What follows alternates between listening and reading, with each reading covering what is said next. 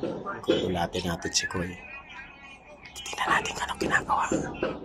Nasa bintana si Koy.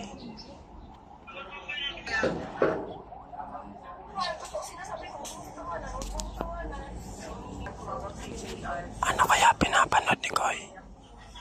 Alam niyo ba si JR?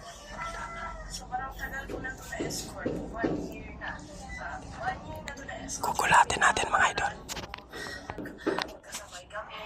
Kumain, magkasabay kami. So, ayun nga. Iiwan ko siya dito mga labs. Pagkatapos, ay mag-akumiday na investigator.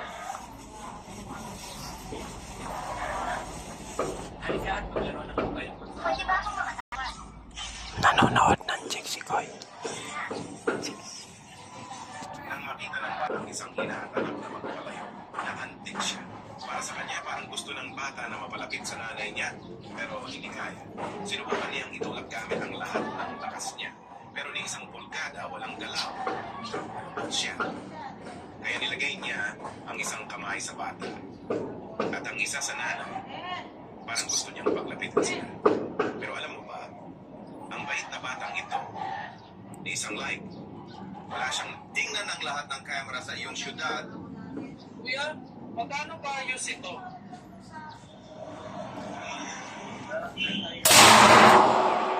Toma!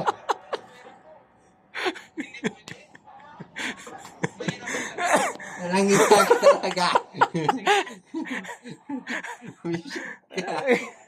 Ano ipaparasal mo siyang Koy? Asi ka, pagkaraya. Pagkaray ka. Ito mo na iba meron. Huwag talaga, di. Mga na nagpapakusay-kusay ka, Koy. Hindi mo.